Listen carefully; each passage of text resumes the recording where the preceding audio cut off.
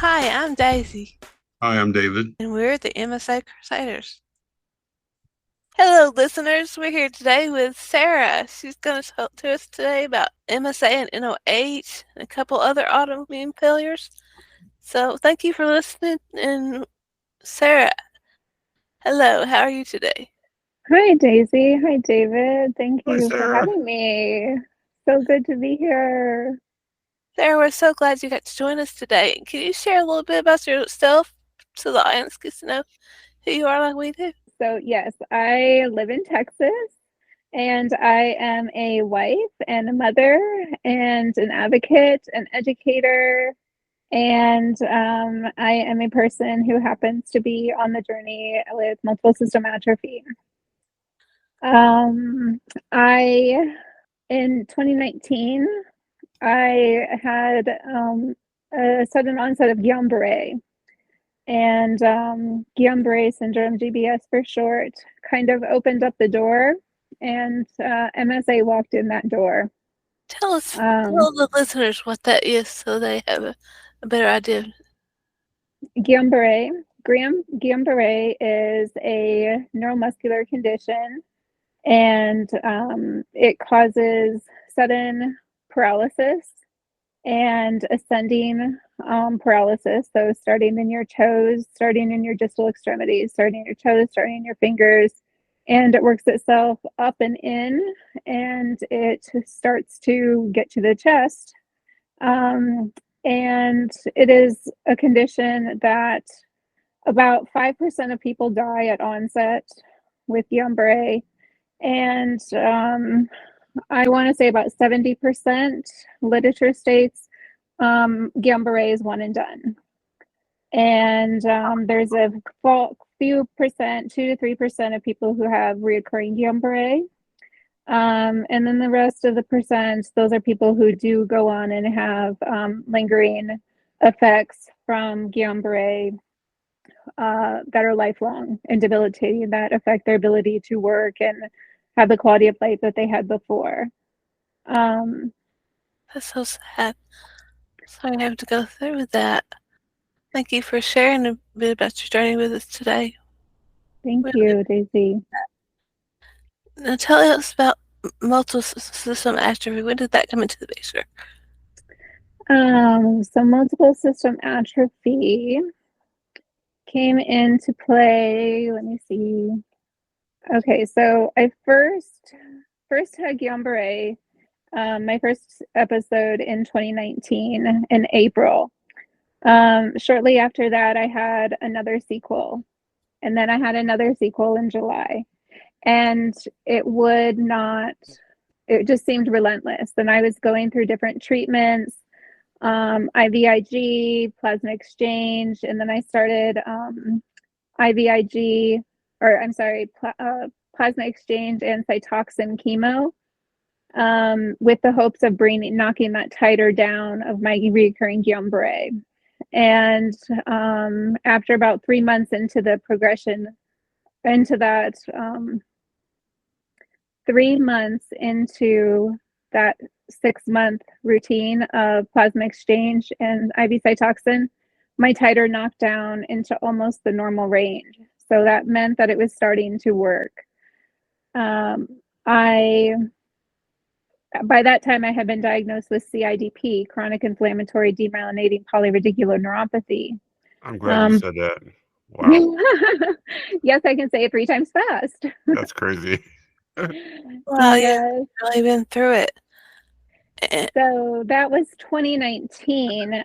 2020 is when I started having a lot of symptoms with, well, end of 2019, 2020, started with a lot of urology symptoms. These are not typical in CIDP. And some of the other things that I was going through are not typical in Guillain-Barré CIDP. So in 2021, when I had colonic inertia, that's when it was first mentioned to me. When I said to a physical therapy assistant, I said, I'm the Leaning Tower of Pisa. And I feel like I am in a doghouse and I cannot go like stand up straight. Like it feels like I'm literally hitting a wall. And she said, well, you didn't coin that term. Mhm. And she said, that's actually a thing. And she started me on a program, the Big and Loud program for Parkinson's, except my dysautonomia, which understanding it's the full body, but my orthostatic hypotension, hypertension, things, I could not move my head side to side in my body to do the movements big like the Parkinson's program. She said, my patients are doing this in 35 minutes, all 8 steps. I was doing 1 step in about 45 minutes because I could not turn my head fast enough side to side. So that was about when I started learning what MSA was. Now, this wasn't an official diagnosis at that time. It was just keep this in the back of your mind. I had surgery to have my colon removed. That was 2021. And then that's when really things started to kind of progress and go very fast. It just started? Sounds like you've already been through so much. I hate to know you went through more. That's hard. This was just because there were so many different things. Just Guillain-Barré is a disease of the peripheral nervous system. And I was having all of these autonomic system, all of this central nervous system. You had a guest, Eric Bryant, Mhm. on who he talked about some syncopes that he had, and I experienced some of those too. But that's not usually something that happens. That's central nervous system, right? So a lot of these things that were happening were conditions that are outside the peripheral nervous system. And so when I was seeing different doctors, it was like, yes, you have Guillain-Barré and atypical CIDP because it was unilateral, it was, just not presenting. They said, but we don't know what else is going on, right? Right. So what is this other part? And let's try and explore that. So yes, I was having all of these symptoms, which now come to find out we know MSA. But at that time, it was just like, well, we're not sure. We're a little stumped. We're a little, you got us confused. So during this time, I'm seeing all of the ologists, right? I'm seeing GI, I'm seeing GI neuro, I'm seeing urology, I'm in pelvic floor PT. And probably Um, research yourself to teach yourself what everything is. oh, absolutely. Well, and this is about the time that I learned of the organization, Defeat MSA and Coalition and the Alliance, and I'm researching and I'm just like, I'm not looking on Google. I'm looking at these articles, I'm reading Yeah. these, and I'm like, Good. there's not even a prevalence of some of these things that I'm going through. And everything was coming up, as an atypical Parkinson's. Now, whether at that time, we don't know for sure, but now as time has progressed and the Euro symptoms have really just been at the forefront, and urology being involved even on a monthly basis now. And just the progression of things, it's like there's no way that we're going to know if it's 100% MSA until postmortem. I do plan to Yeah. donate my brain to science and want to You'll do never whatever I know, but can. your family will. We, Right. we will never know.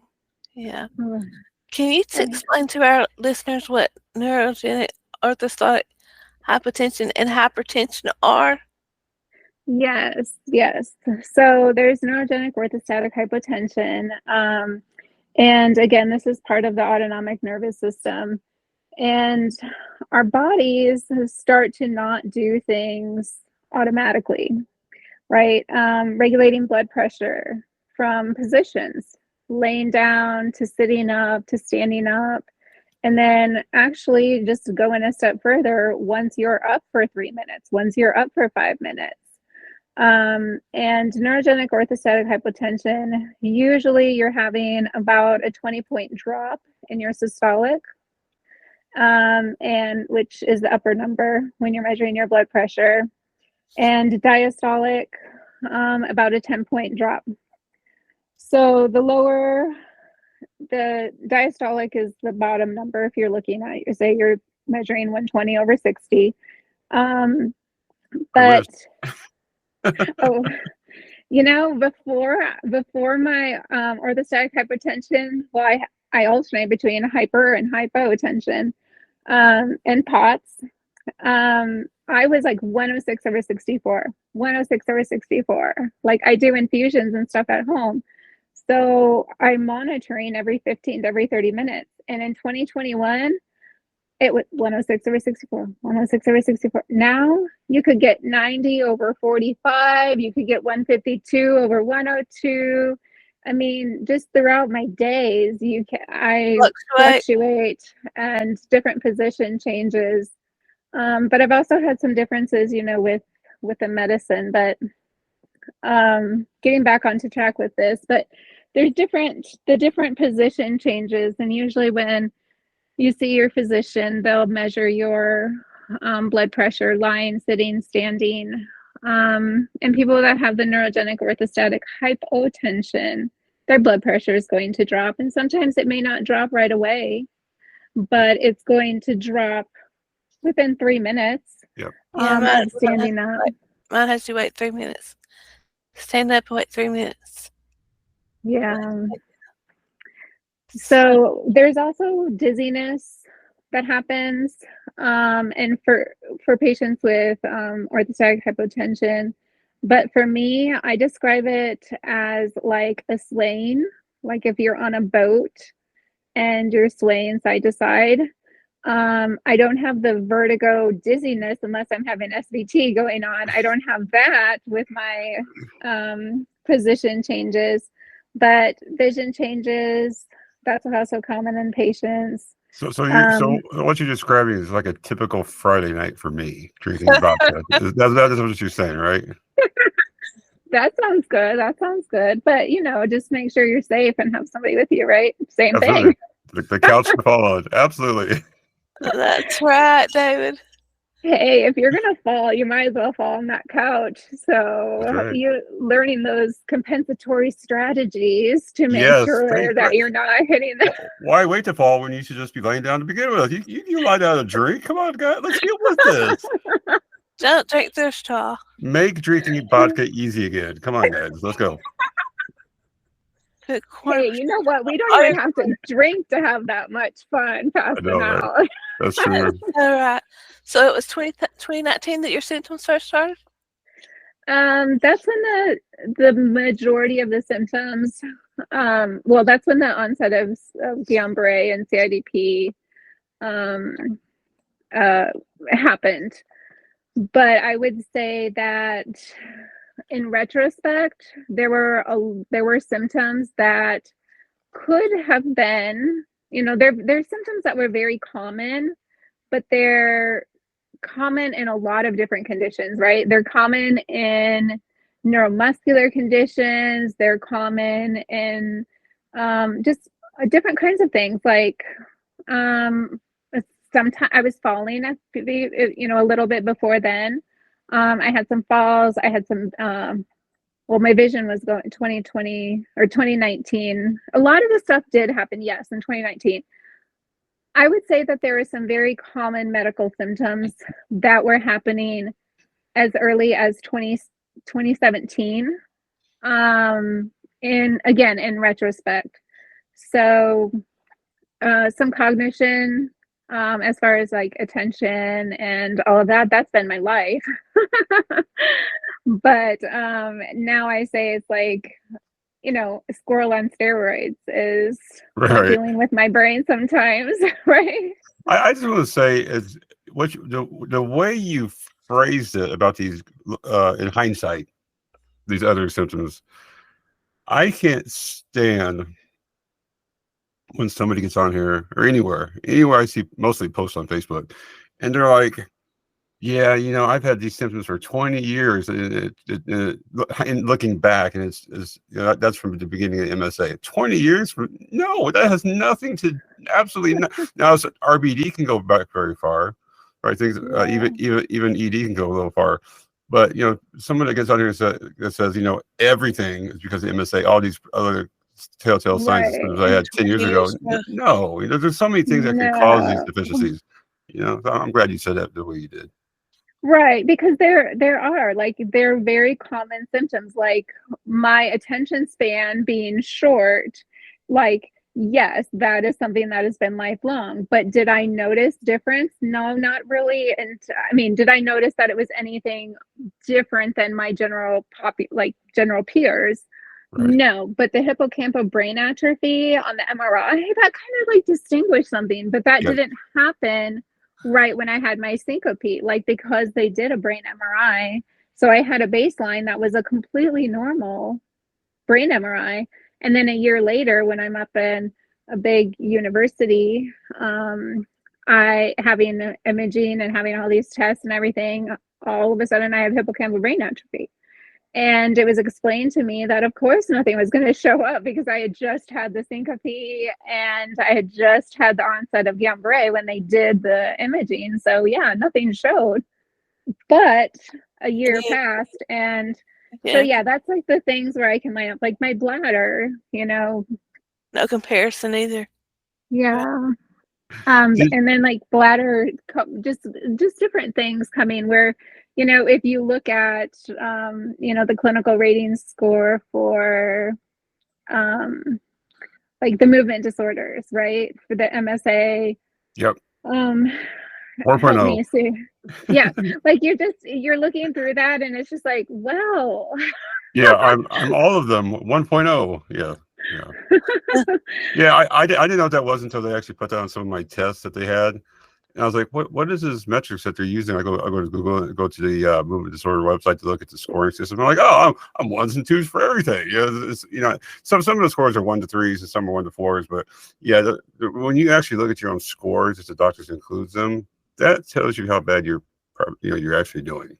yes, yes, yes. But I'm very grateful to learn a lot about these compensatory strategies to help, especially with the um, all of the systems. So I'm so still really learning too. Sarah's taught me a lot. Oh gosh, thank you. We are all learning and we are all in this together. This is something that nobody should ever go through alone. And it gets us thinking, right? Like I listen to your guys' podcast too, and I oh hear other people, I hear you guys, and I'm like the episode where you guys were talking about not sweating. I'm oh like, yeah. oh my gosh, I've never met somebody else who doesn't sweat. I haven't had sweat since 2021. Like, And now I sweat like a pig. It's unbelievable how this thing goes up and down. It was like a little here, give it back to you tomorrow. Take away tomorrow, give it back to you today. It's weird. Yeah, that's good. yes. Well, when I had the SVT, I did sweat. I had a heart rate of 213, 216 for 45 minutes, and I sweated the electrodes right off in the ambulance, and I got to the emergency room and I was like, "Oh my gosh, I'm impressed with myself. I'm sweating." They converted me in the ambulance, so I was fine by the time I arrived. But they're like, "Well, a heart rate that high doesn't make anybody sweat." Everything's coming off. Uh, Yeah, it's that morphine coming out the pores, right? I would say she's very bipolar, MSA. Very, very bipolar. Yeah, Sarah is the epitome of what it is when MSA attacks your autonomic first. And Yeah. everywhere at that. Yeah. Well, I call it the bees. This is what I call it because I always say the bees, and this is how I ask the doctors to remember it: brain, bowel, bladder, balance, breathing. Then lately, I shouldn't say lately, it's been a while, blood. And then I just add in body. Like it's just, so I say, which one do you want to know about? Do you want to know about my brain, my bowels, my bladder, my balance, because guess what? It's all in the same house here. So one is Yeah. affecting the other. And yes, I do. I have them all because go I big like or that go home. explanation. I've never heard that before, the bees. I like that. It's a knockoff of the Better Business Bureau. So there's more bees. Yeah. The, Well, the, let's see. What else could we make up for a bee? Because I'm trying to I see think how some to names. better expand my explanations of how this is my whole body. We'll have some homework to do on that one. That's for sure. What's been the biggest challenge for you, and how have you managed that on your day-to-day basis? Oh gosh, the biggest challenge, would you physical challenge or emotional challenge? Either. Bro, yeah, bro. Let's do one of Yeah. each. How about that? Well, so the biggest emotional challenge I would say,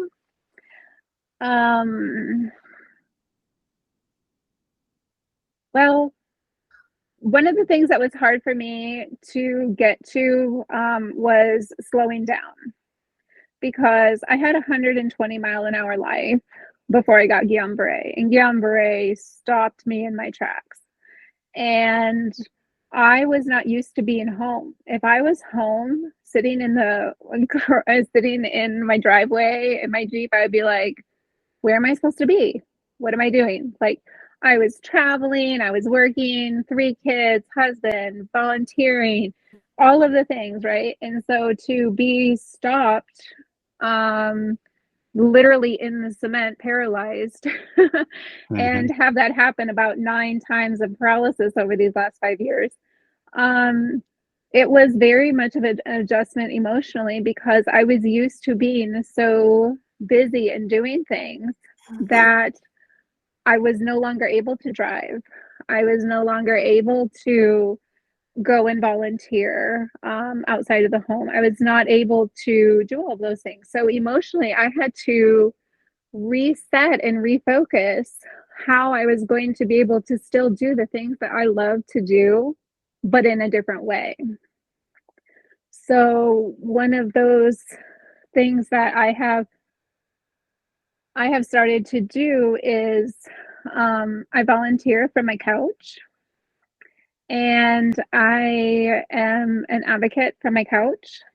And this is, of course, a different time schedule. This is in between appointments and my therapies and all of the things. But it's very rewarding. I'm very passionate about what I do. I am able to do a lot of the things that I still love to do, but it just looks very different, and that's okay. I do travel between my couch and the bed. I have a I travel love that bed. attitude. I love that attitude. You have That's such great. a great sense of humor.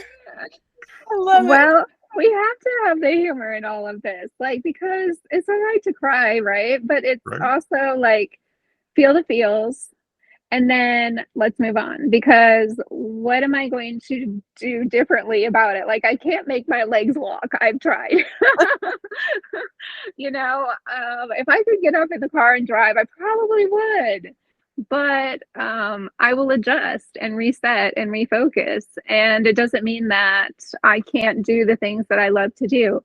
Now, lately, things have been a little bit more challenging with my health. So I don't have all the time that I would like to devote to that. But I still like to take out time every day to do what I love to do and volunteer, educate, advocate. And I am, one of the challenges not being able to be around my children and do all those activities, but it's been 5 years. They've grown up a little bit. And FaceTime works really well across the It does. country. It does. Let's be couch buddies together. Yes, let's be couch buddies together. Hey, I have Zoom, so we can even like hang out, and we can just put our laptops right next to each other, and like we'll play some music and we'll drive. Like, hey, David, you have a gaming wheel that we could borrow? I do, and I have a pilot one too for airplanes. Oh, we go to cruise. Yes, yes. All We're, right, see, we're we're gonna have set. we're gonna have a beach background on Zoom. Yeah. Ooh. Hey, Yeah, I'm already one step ahead. I got that. But that's another thing. I can't go to the beach anymore. But you know what? My family brought the beach to my bedroom. Mm-hmm. I was about to say we'll put some sand in your bathtub, and same thing. It might clog the drain, but we'll clean it out. It's worth it. It's worth it. Get the vacuum hose. Your body's slowed down, but your life is still staying busy. That's good. I think that's really good that we stay busy. Makes you feel like you have a purpose and something. Oh, Daisy, you said the exact thing that I wanted to say too. That's what I was thinking. Like, my life has a lot of purpose. It has a meaning. Like, I'm here for a reason. And just because it looks different, that's why I say it's okay to look different. It's okay that I don't need to go commute for I switch it around in turn. Do I know I no longer have to commute for an hour and get like be stuck in traffic and have to pull over at Target, oh darn. Because I'm like, oh, there's too much traffic. I don't want to sit in the traffic. Let me go be productive and walk around Target until the traffic is better and then I'll start driving again. Yep. Like now I get an extra hour to volunteer, advocate, talk with others. And, Daisy and I have gotten a chance to talk and just all kinds of things. So I've enjoyed getting to know you. So now me too. all of us would say we are now work from homers. We did like after COVID, everybody worked from home. Like that's what we do now, right? We work from home. Yes, we do. Right. Yes, you got it. See, we got this going on. Our bodies have slowed down, but we still stay busy. Yes, yes, absolutely. Well, it's a So full-time job going to the doctors, right? That's for right, sure. It's a full-time job going to the shower. What are you talking about? I do a controlled fall into my bath and shower, so we're okay. So what is your Sarah? What is your your favorite items to do? We talk about advocating from home. What's the best thing you love to do? The best thing I love to do, I love to be on Zoom with my babies. And I say babies, they're 25, 23, and I Hey, have a they're always our 19-year-old babies. home. They are always my babies. So, I love to get on to Zoom and have all of them together. There's also I joined Discord. Yes, I'm not a gamer, but we Wow, found hanging out with the youngins. Wow, okay. yep, well, my youngins, my children, they made me a Discord You're ID whatever a while ago. My made me one too. Yeah, well, apparently that's the way that we can watch videos. And it's really cool because my son is a gamer too, David, and he'll be doing his game. And like, there's a screen where I'm watching him literally play his game yeah, and then like yeah. see his game. And then my oldest can be on, she can be playing YouTube videos. Like, those kind of things is like, it looks different, but it's so much fun because we can still all be together. And my Absolutely. husband here with me, and he can see like we're just together. We do Christmas on there, just random I days, love it. Love it. Sweet. That's sweet. What other type of support resources do you use? Obviously we have medical resources we use. Do you use anything outside of medical? Like you have friends and family that come over to help out, maybe support groups for MSA or Parkinson's. Like sometimes I go to those. Anything like that that you use to help you? I do not have anything local that I go to. I am 100% medically homebound. But I do Facebook groups. That's how I found you and Daisy. I am part of a support group with Cure. PSP. Yes, I yes, I love that website. It has nothing to do with say, but I said in the last video, I think Daisy, or I think last podcast or one of my videos, I said they have so much info on MSA too, just out of nowhere. It's fabulous website. yes, it really is. And there's a group that meets once a month, and I think I've been there 3 times now. And I really, really, it's it's kind of like the family that you didn't really want to have or know that you're going to have, but like you really enjoy their presence. And like, we never thought that we'd be here, right? Like sitting here talking about MSA, but here we are. Mhm. And so I find a lot of comfort and I learn so much, always learning. And so that's a great resource. But Defeat MSA is another resource. Coalition, the Alliance, Mhm. um, just just reaching out. Oh, Eric Bryant, his website, his blog. I It's a really, great blog. I love reading She that. really listened to our podcast. yes, I listen to your podcast. I listen to David's. Good, because there is a quiz after this audio file. After we get done, there's going to be a quiz about our Ooh, podcast. I think I might have to go to an appointment. No, you can quiz me. Go ahead. I'm a teacher. I got this. So, Pop quiz. Sarah literally said that having MSA, being part of that group is like having a basketball pickup game and getting picked last. Like we don't want to be on this team, but here we are, right? Yeah, we Yeah. didn't ask for it, but we got it anyway. Right. And you guys, like, it's so, you know what I mean when I say, like, it's comforting to talk to people who understand It and really can is. empathize, and not necessarily, I mean, you guys aren't sympathizing. Like, I would rather somebody empathize and know that, but like I don't even have to explain something to you. If there's something that's like typically a taboo topic that people wouldn't want to be comfortable with, I like, when I signed on with you guys and I was like, oh wait, first I have to connect to my my dextrose, and you guys were like, oh, it's okay. There's times where I forget that that's not a normal thing, like, but it's become my normal. I've been flowing for a year and 3 months, 24/7.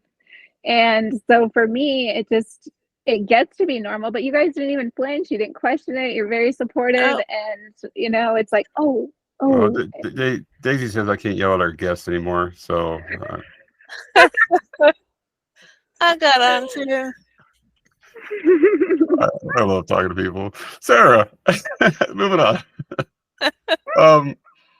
Misconceptions. You talk about taboo things.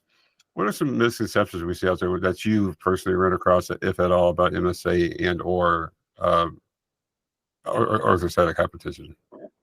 Oh, well, one of the biggest things that I think is, what is the definition of dysautonomia? Because I think that a lot of people feel that dysautonomia just has to do with a position change. And it's much, much more than that.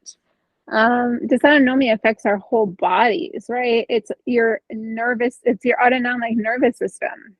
So yes, the orthostatic hypotension, neurogenic orthostatic hypotension, hypertension, POTS, there's so many different, that's just, dysautonomia is the umbrella.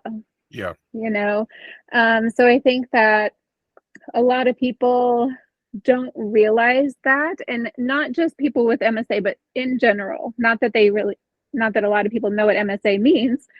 It's not multiple, Ain't that the truth? But it's multiple sclerosis progressive. How many times do you have to tell somebody what it is? I just stopped saying that. One of my diagnoses, kind of sums it up, and it says multiple system degeneration of the autonomic nervous system. Yeah. So that term, when I have that really does help explain what MSA is. Because if I say MSA, it's like telling somebody GBS, CIDP, Ehlers-Danlos, EDS, POTS. They're not understanding. And so when I say, and I have a paper printed out, this is multiple system degeneration of the autonomic nervous system. And that's really what dysautonomia is. And so dysautonomia is our body's ability to regulate heart rate, our digestive system, our bladder, our ability to sweat, right? Like, or inability to sweat, temperature regulation, our breathing, our pulmonary function, and definitely the blood pressure. But it's not just that. And again, there are people who have, it can be a common symptom, right, of many different conditions. But yes. In our condition, our autonomic systems are failing. Yeah, I had this I comment on a post. At this point, I don't care what people think of me, but they're going to sit there and say, somebody mentioned that they had POTS and MSA, or in relation to MSA, and this person was like, POTS has nothing to do with MSA. And I said, what umbrella are you hiding under? Do you even under like? And the reasoning behind this person's post was, I Googled it, and all of the AI feedback says no. Like, so. Pardon me, and Sarah, you said this before we got on. You said something similar before we got on camera. I don't Google shit. Mhm. Mhm. I read scholastic articles, medical publications, research things, right? I don't just go by Google, because Google, a lot of these Yahoo, whatever, it's all AI, which is usually very good, but it misses a lot of things too. So if It you want to does. know, like, I go looking at the study results, not only for clinical trials, but every research thing done for MSA, to see Right. what part of what portion of people have this, and this. And that's where you get your information from. But just Googling stuff, like POTS has nothing to do with it. But like my POTS is less severe than my or neurogenic orthostatic hypertension. My hypertension is great. It has a mind of its own. But boy, when that POTS creeps up, you feel like your heart has missed a beat, because your body, Mhm. you're literally missing rhythm at that point. It's the craziest sensation to have spontaneously. I can only compare it maybe to like euphoria, when you're like Mhm. like the happiest moment of your life, or the proudest. Very excited. Yeah, people talk about, oh, my heart skipped for love, or like it's Yes. literally the weirdest sensation. You look down, like, is my heart okay? Yeah. But yeah, I'm glad you said what you said. Thoughts, Yeah, that's it's called unknown. Yeah. AFib and SVT. Like, Hmm. Yeah. I have both of those, AFib and SVT, and I have POTS. And right now, my orthostatic hypotension is controlled with midodrine. And another med that I'm taking for my bladder called silodosin has an effect on my blood pressure as well. But exactly, like your heart is skipping, like it could be bumping out of your chest. When I have Yeah. SVT and I'm 213 beats a minute, I had an ablation like not even a week after I had that big episode, but a month before it was showing that I had like 4 runs of SVT. Well, then that turned into 45 minutes, and then I had the ablation, right? So Yeah. these things progress very fast. What may happen 1 month is You, so. you know what's horrible is insult to injury, as they say. We don't ever see any advertisements like on scrolling through Facebook at MSA. But every 5 pages, every 5 posts on my Facebook, I get MS saying, "Hey, Yes. come march with us." It's like Facebook. Can you not rub it in my face that it's not MS, it's MSA? Stop it. Right, right. Like So there, irritating. they can be there, and I won't say that you can cure it, but you can more easily go into remission or inactive disease. Yeah, Sometimes, it, my Guillain-Barré has MS is not gone terminal. into. Period. So You can be Right, right. treated. And Yes. and that is something too that, I did see a Facebook page, or Facebook comment one time, and I had made a comment, and it was an innocent, we only know what we know, right? yes, And so it was a comment about, well, your symptoms sound just like Guillain-Barré. Well, they're both neurological conditions, but people that have Guillain-Barré don't have autonomic failure. And that's one of the biggest things, how we know that. I think I said earlier, Guillain-Barré opened up the door for MSA. MSA just walked right through that yeah. door. And there's Like, been surgeries how I've the had to hell are you have. doing?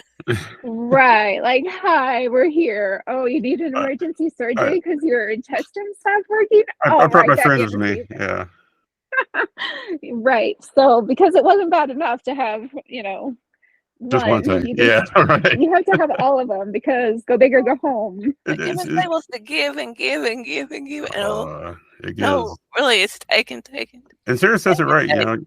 You don't know what you don't know. And Right. there's some people out there that just won't admit that. Like, you don't know everything. It's like, shut up. Like, do some more research. I mean, I Well, always try to be positive, but Sarah has brought me Yeah. some positivity today. I have learned different ways to remain positive. oh.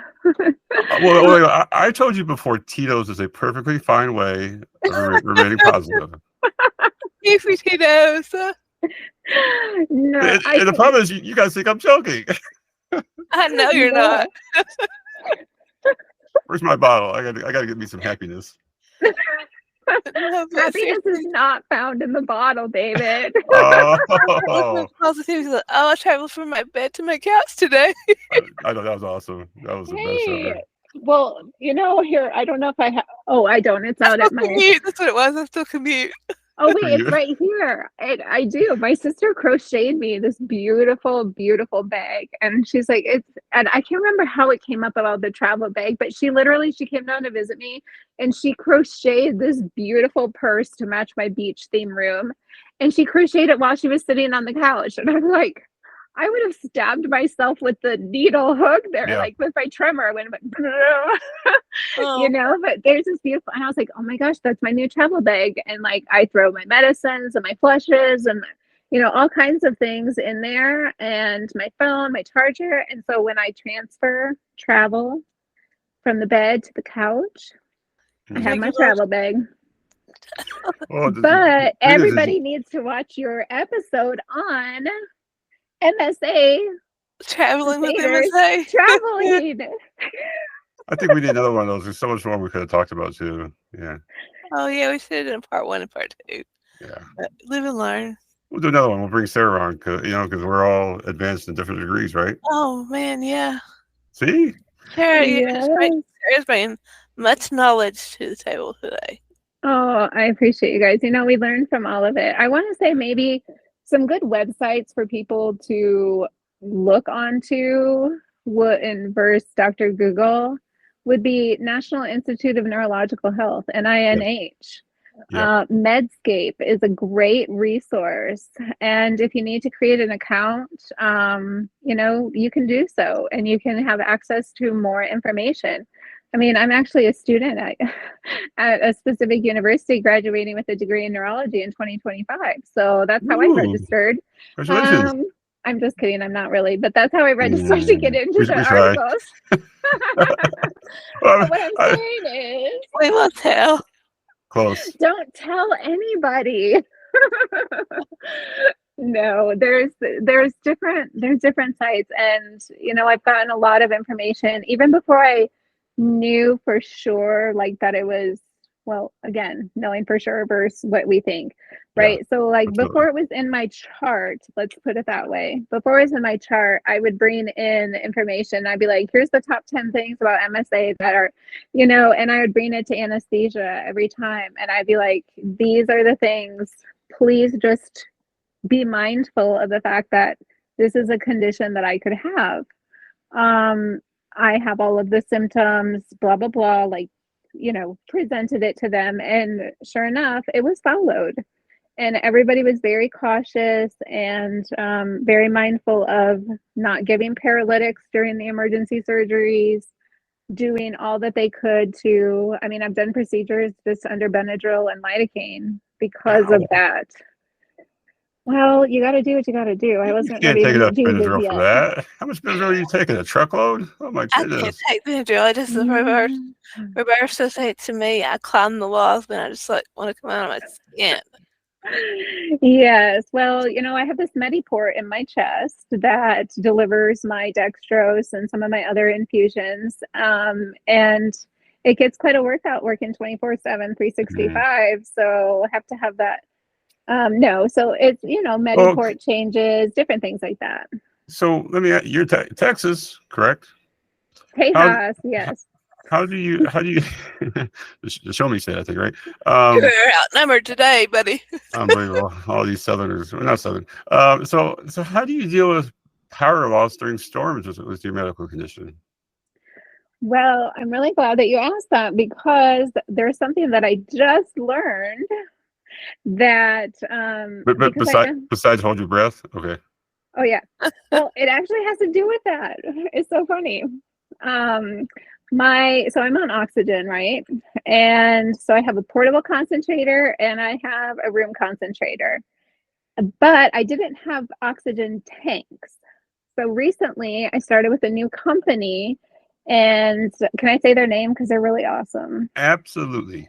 Absolutely. Good Night Medical. Goodnight Medical. And there's a respiratory therapist named Heather who has taken absolutely wonderful care of me. And she brought out to oxygen tanks. So if we lose electricity, then I have 100% on my portable concentrator and it can be charged in the car.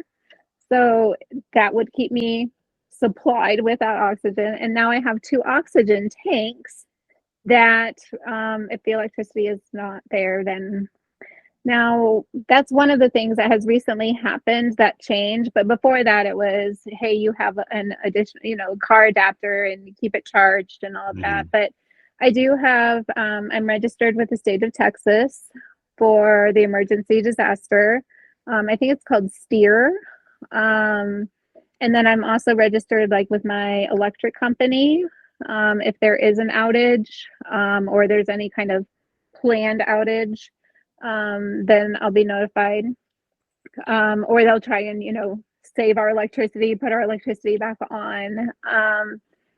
I have a lot of extra supplies here at home, and I have all of my care is pretty much provided in home: PT, OT, speech, respiratory, all of my therapies. I have skilled nursing, infusion nursing, and if I could list off the companies, oh my gosh, I have the greatest team.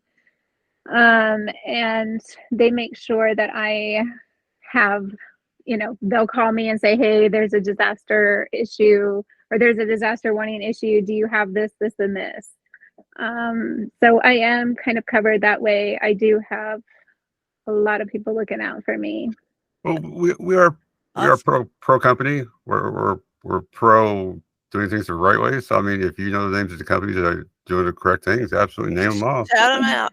Yeah. Yes. Well, the most angels on earth.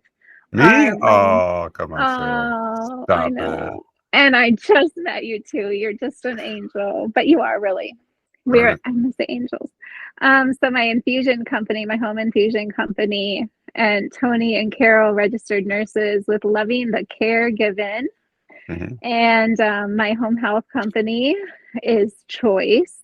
And Ashley, my nurse Victoria is no longer there, but I miss her all the time. And Mary Lou, my physical therapist, Emma, she was here today, and Peter, it's amazing.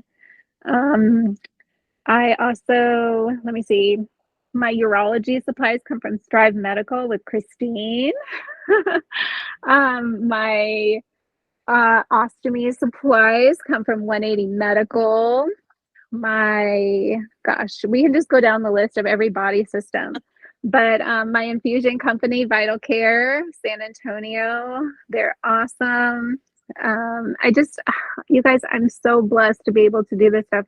Advanced imaging services, they come to my home and they do chest x-rays, and I've had ultrasounds here.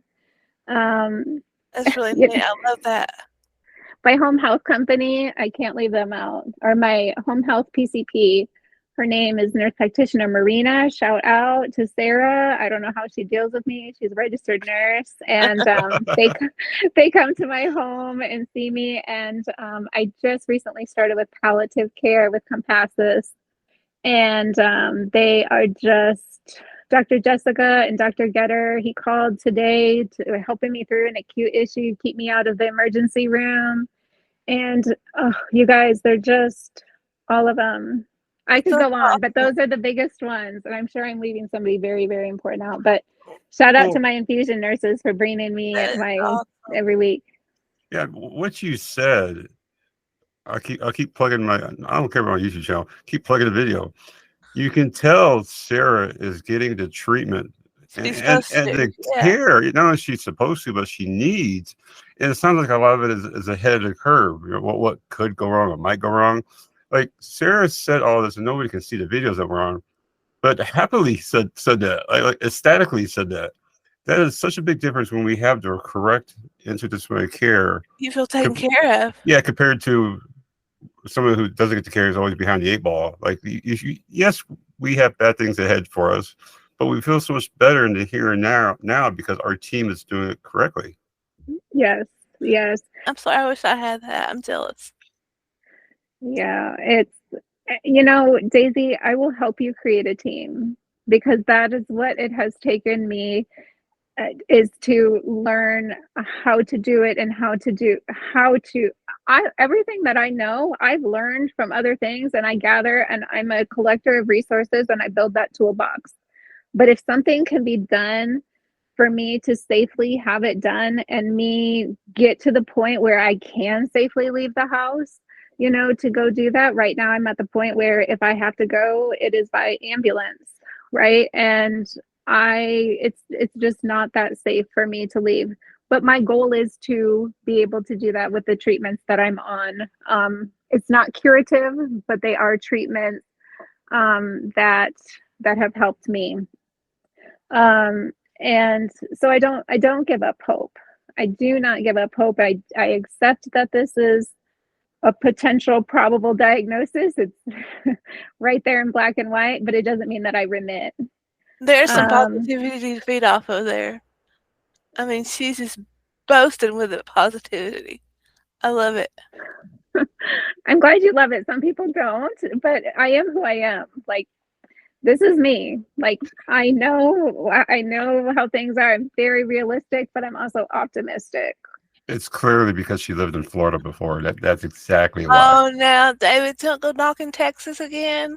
I'm never. No, no, no. We love. Sarah, how long have you lived in Texas, Sarah? I have lived here since 2009, but I did come from Florida. I mean, how long you lived in Florida? I lived in Florida for 4 years, and before that, I was Midwest in Iowa. Iowa. There's only two things that come from Iowa. She lived up there where my son was in I was like Council corn Bluffs. and tornadoes. I'm not sure, but okay, yeah. Oh, they But just got hit with the tornadoes, right? All of them. Whoa. Yeah, Tornado Alley. Yep. we had some nasty weather here, didn't we? That's David has been watching the weather in Texas. Yeah, always trying to see what crap you guys Oh. are sending up here to Chicagoland. It all comes from Texas. What else can you give us? Oh. So, We Sarah, give beef. Well, we do give, next to Nebraska, we have a pretty good yeah. beef collection down here. I will say on the way to Mexico with my wife before. Texas was the first time we pulled over for gas. Lightning hits the gas station, kills all the electric. And 10 minutes later, the tornado's crossing the highway a few hundred feet from us. I'm sitting there like, I can't. If it could like rain cats and dogs, we can complete the trilogy. But yeah, Texas got some crazy weather down there, man. Oh, well, Yes, I thoughts and prayers with Iowa and the Midwest. Actually, the condition that I have, Guillain-Barré, is immune mediated, and I caught a virus on the trip. My last trip to the Midwest, I caught the virus doing foot, and that triggered my Guillain-Barré. That, let me say that again. When I went to Iowa and Nebraska for flood relief efforts for my company in 2019, I caught a virus that triggered Guillain-Barré. But while I was there, the purpose of my trip was because Nebraska was halfway underwater, and so was Iowa. It was March 2019. So my heart is heavy when something happens there, and I was an advocate for the state, a member advocate for the state at that time. And it's Midwest strong, like it is. It's just that's how it is, and they'll recover. They're not going to ask for all of the help in the world. They're going to do it themselves. Like I remember back then. My son is in the Air Force, and the base was underwater. oh yes, yep. Everything was that whole right by the airport. Oh my gosh, I lived there forever. What's the name of the bridge? Um, oh, thank you, brain. So if my mom was here, we'd call it the Dam Bridge. But that's a whole other story. But yes, there's the Mormon Bridge. Yes, the Mormon Bridge. It was all underwater. All of that. So this day was just Maybe that was biblical. well, maybe. We're getting canceled off air. Sorry, with the podcast. Your your son in Offutt. If a base is underwater, we need to fire the engineer, like whoever designed this place. Like, that should never happen, Yeah, Oh no. he was an Offutt. Sarah, how do you stay positive in what's given your condition? Well, I curse and I pray Me and I too. practice gratitude. And then you curse more. Then I curse some Curse. more. And then, my filter has come off. I always say, like, I am like grandma in the nursing home, except I'm 45 years old.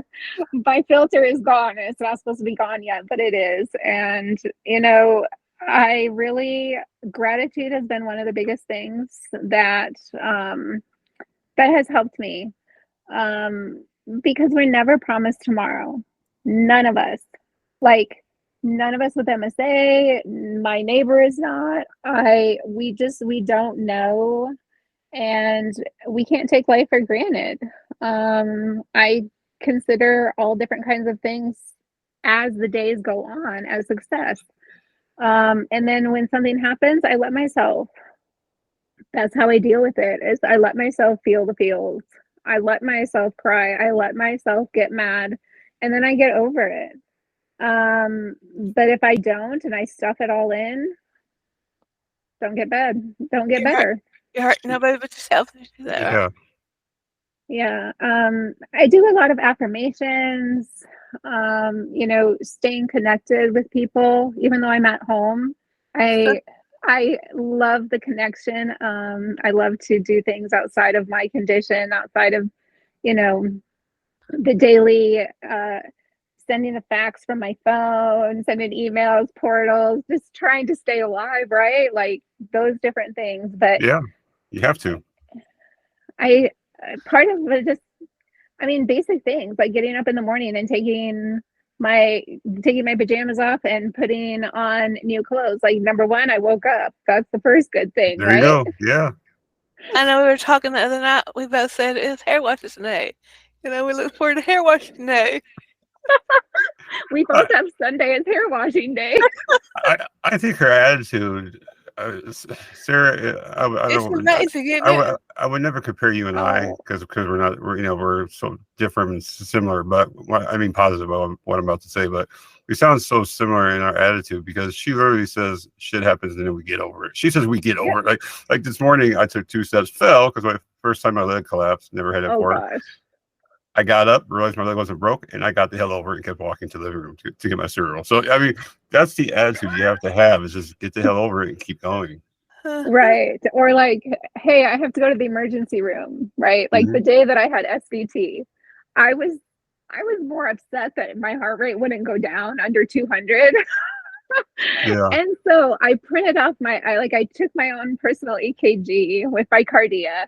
I Yeah. had my Omron blood pressure. So I had my reports. I literally printed out the EKG just in case it stopped on its own. And by the time I got to the hospital, but the paramedics came and got me, and I'm like, here you go. Here's my EKG. Here's my blood pressure. Yes, it's 200. Can we go? And, like, I don't have time for this. I need my heart rate to come down. They Get me converted me in there. the ambulance. We get to the hospital.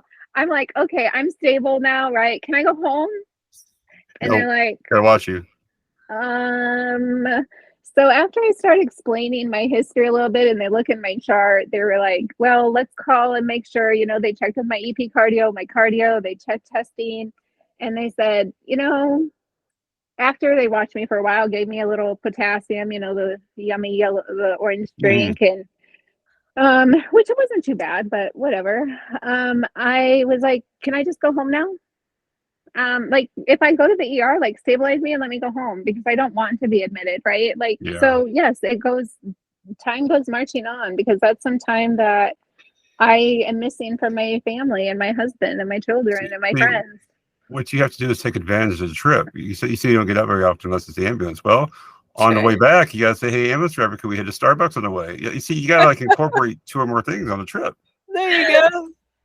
Oh, David, let me tell you guys one time, well, a couple times, 0.4 miles of in the ambulance between one hospital to the other, right? Because I needed the teleneural floor. And zero point 0.4 miles. I said, you guys, we don't even have time to listen to a full song. There's no there's no sirens, there's no high speed. Like, come on, can we just take Taking all the one fun away. song, Yeah, take right. one Yeah. lap? Like, and they're looking at me, and I'm like, I'm not losing my mind. I'm just like, this is gonna be about $4,000 right here for this Seriously. 0.4 mile long. Can we make it worth it? Right. That's a good. Sir, my final direct question rather would be, given what your condition, like you said, MSA, it's never 100% diagnosis until at postmortem. Even mine, even Daisy's. Right? There's always those. There's so many diseases that mimic it, and not that we're gonna get like 10 diseases at one time, but yeah, it's so hard until postmortem to see these things. Unless they did an MRI and saw the hot cross buns, and you've got advanced, that's a whole other thing. But Yeah, I've what? had those MRIs. Yeah, the hot cross bun sign means you're so far gone already. It's crazy that sometimes that happens with living patients. But what advice would you give any of those listeners that have MSA? I mean, we all three of us here have progressed very differently, for better or for worse. But what advice would you give other patients who have MSA, maybe just got it? Just common advice. Don't accept no. Don't accept I don't know.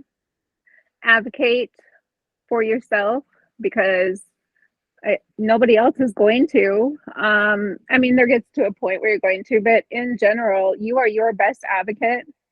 Yeah. Learn everything that you can about the condition, the symptoms of the condition, right? Like whether you treat the symptoms, you don't treat the diagnosis. And I want people to know that sometimes we get fixated on a specific diagnosis, but advocate, educate, educate your providers. Yeah. Ask to be involved, and don't accept no, you can't be involved. It's my life. Those are some of the things. Like the only reason that I'm here, number one, is God lets me be here right now, and number two is because I fight for myself. I do not like unilateral decisions to be made, and I always want to be a part of the decision. Yeah. Yeah. You guys, I think, heard me at the beginning. My voice wasn't as strong, and I've been laying down this time. It's gotten much better. And it's gotten better because I have to change, but I had just literally transferred from the couch to the bed to meet with you guys, but now I'm using it again and it's coming back. So Parkinson's, use it or lose it, the big and loud. But I really encourage people and families to be involved and to reach out to those who are struggling, those who have walked the journey, and realize that your journey is your own. Like your journey is your own. It is never going to be the exact same, just as you said, David, and Daisy, you mentioned it earlier too. Our journeys are very individual. We have a lot of the overlapping symptoms. Mm-hmm. But I just advise to not sit down and shut up. Good for you. Very good for you. She's amazing. Sarah has brought a ton of a big, huge book of knowledge to the table today. And it's been great having her on the show. I think a lot of listeners are going to gain a lot from you, Sarah. I really do. Are those tears I hear? A little bit. I can hear it as you speak. Daisy, you promised you would stop. It's like me and Tito, right? She just touches my heart. So, Sarah, how about the man behind the scenes? I love you, Daisy. How long you been married for? I've been married for 20 years. Congratulations on that in today's world.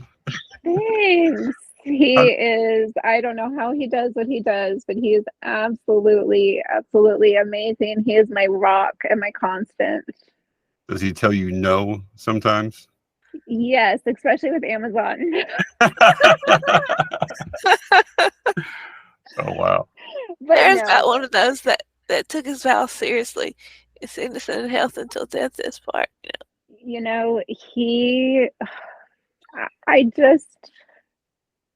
This is what will bring me to tears, is because I can't imagine what he goes through knowing what my prognosis is. And because if I put it on the other if I put the shoe on the other foot, I don't know if I and can handle it. I think about if this were him going through it, I don't know that I could. I don't know that my attitude would be the same. Like, I would, of course, try, but when it comes to talking about my husband and this, if he had MSA, I, he's a freaking rock star. He's just a solid, constant. I mean, he works from home, but he literally works. Like, he's on the phone, he's working, but he'll come out and he'll take care of something that I need help with. You know, he just right before I got on this call with you guys ran to HEB to pick up my prescription because I'm having an acute episode right now of something. And so he runs out and he grabs my medicine and he comes back home. He takes care of so much stuff, and I'm teasing about Amazon. He doesn't usually tell me no. Sometimes he gives me a look though. That's He awesome says, for you. I've never seen the Amazon delivery driver come up with a big white tote before. As he said yesterday, and he took a picture, and I was like, oh, well. But you know, it's pretty high maintenance with the medical supplies around here, and Amazon is the quickest and fastest way to get some medical gloves and Hmm. medicine, things like that. Like, thank God for Amazon. But he will go out and run all the errands. But for me, I want to try and do something, and ordering on Amazon and ordering groceries and all of that. I Yeah. can do that. They can come, they're delivered, or he just runs and picks them up. So that is something that we've always been about balance in our relationship and parenting and everything. And like, that's what I hope to try to maintain, even though my health picture is different. Greg sounds like an amazing man. Yes, I'm very blessed. I say it very often. And my mother, my wife, kids and close friends. I said, knowing what I know now, I wish that if situations were reversed, I would have your strength to do what you do. To be, whether call it money, call it resources, kindness, love, time, effort, Yeah. energy, sweat. You hit the nail on the head. Like we don't know what we don't know until it's in front of us or it hits us, right? And I wish that I would hope and if things were changed, I would be as strong as some people, such as your husband, are to be able, and these husbands, and my wife, to do what they're doing for us. We can't imagine it. Like she said, the shoes on the other foot. I don't know. I can't imagine other people having disease like they can't imagine, like me caring for my wife. Like my wife is caring. Mm-hmm. Is that because she's a woman and been in the medical field for a long time and a mother or two? Maybe. But I'm not that lovey-dovey, caring, what's the bedside manner, woman nurse or anything like that. Like I don't know if I could see myself doing that. I wish I could. I hope I could. When they And say we don't go through it and say it alone, yeah, it's the truth. We don't. We're Mm-hmm. not in it alone. it's And it's Right. humbling. that's why I always use our motto or my motto. Yes, It's the it's truth. very we're all so blessed. Like, but you know what? Greg says the same thing. Like, we would do it if if it were, then we would step up to the plate. I'm not saying that right. But I You'd hope think so. You'd hope so. he calls himself, this is so funny, you guys. So he does some nursing type duties, right? And he calls himself a WN. What do you think it stands for? Want to be a nurse? Is that Want to what? be nurse. That's awesome. So he has his Cute. own blocks of gloves. Like, each of my nurses, I have their Yeah. own box of gloves for them. And so I got Greg a box of gloves, and Well, Oh, you got WN on it. That's he wrote we cute. WN. we will call him a DN. He's a deputized nurse at this point. That is there. You go, David. That's a good one. That's a good one, David. I'm gonna give him that Yeah, whether suggestion. he wants to be a nurse or not, he's been deputized, so he has to. Yes. That's good. I'm gonna give that one to my husband too. Oh, Because we're just like that. We have boxes of gloves on the table here, and yes. basketball, medical supplies. Oh, Well, Sarah, I want to thank you so much for coming on today and telling us all this stuff and teaching us some great knowledge. and our listeners are going to gain a lot from listening to you. And Oh, thank you so much, Daisy. Thank if you, you, David. It's been a if you, pleasure for sure. if you ever want, we'd love to have you back because you are a great teacher. All right, I would love to be back. I'd love to have a part 2. We Yeah, I'm got sure this. You we could shall. we could have you on and talk another hour. We But could break down the B's of autonomic failure. That'll be fun. But I don't think we'd have the voice for an You're right, hour. Sarah. The B's: beer, booze, Oh, vodka, David, wine, whiskey. feel like you've been in that. Thinking about it. It's short. Eat the cake. Absolutely. Hey, And, I'm telling you, life is short. Do your thing, because if you don't do it now, you may not be able to do it later. and remember, we're all MSA Crusaders. Yes.